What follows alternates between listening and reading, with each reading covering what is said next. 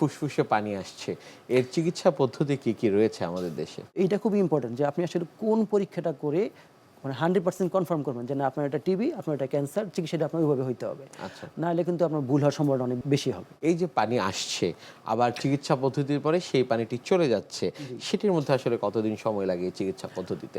এইটা আসলে নির্ভর করে যে কি কারণে পানি আসছে। মনে করেন যদি হার্ট ফেলিওর কারণে পানি আসে, এটা তো 2 দিনের মধ্যে পানি চলে যাবে। এটাতে পানি বেরও করা লাগবে না, আমরা জাস্ট ওষুধ দিব, প্রস্রাবের সাথে পানিটা বের হয়ে যাবে, পুরো শরীর থেকে পানি চলে গেল। নিশ্চয়ই। কারণ কিডনি যদি কারণে পানি আসে, অনেক সময় ডায়ালাইসিস করলে পানিটা চলে যায়, অনেক সময় লিভারের কারণে পানি আসে, আমরা যদি একটু অ্যালবুমিন দিই, লিভার চিষে দিই, পানিটা চলে যেতে পারে। এটা হলো ট্রানজিটিভ কেসের ক্ষেত্রে। যদি নিউমোনিয়া হয় যে আমরা প্রপার অ্যান্টিবায়োটিক দিই, হয়তো 4-5 দিনের মধ্যে পানিটা চলে যাবে। ঠিক আছে, এক্ষেত্রে খেয়াল রাখতে হবে অনেক সময় নিউমোনিয়াতে আপনার এম্পাইমা হয়ে যায়, অ্যানসিস্টেড প্রোলিফেরেশন হয়, এগুলো কিন্তু যাবে না, এগুলো কিন্তু আপনার এই নর্মাল চিকিৎসা যাবে না, এটা খেয়াল রাখতে হবে। অনেক সময় টিবির কারণে পানি হয়, টিবি ওষুধ হয়তো 15-20 দিন খাওয়ার পরে এই পানিটা অনেকটাই চলে যায়, 1 মাসের মধ্যে অনেকটা ক্লিয়ার হয়ে যাবে।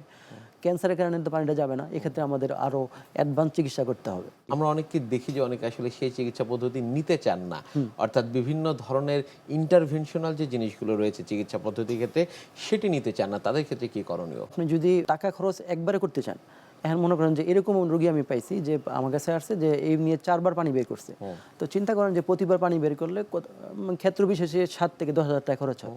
এটা হলো খরচ, পানি বের করা খরচ, তারপর আবার পানি পরীক্ষা খরচ আরও এরকম 8-10 হাজার টাকা। তো প্রতিবার এরকম 4 বার পানি বের করলে প্রায় 40 হাজার টাকা খরচ হয়ে গেল।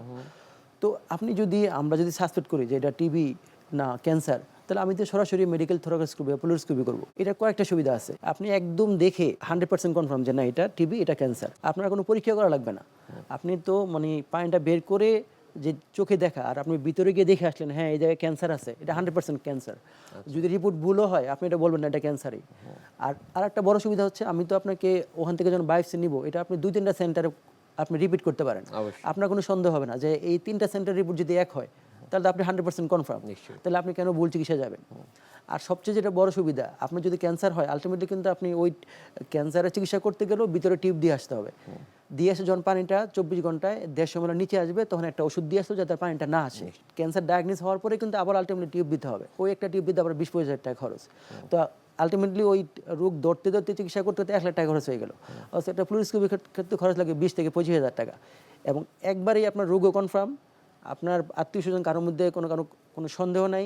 2বার আপনি টিউব দিয়ে আসলেন, টিউব দিয়ে আসে আপনার পানিটা বের হওয়ার পরে কিন্তু আপনি ক্যান্সার চিকিৎসা শুরু করতে পারবেন, এর আগে কিন্তু আপনি ক্যান্সার চিকিৎসা শুরু করতে পারবেন।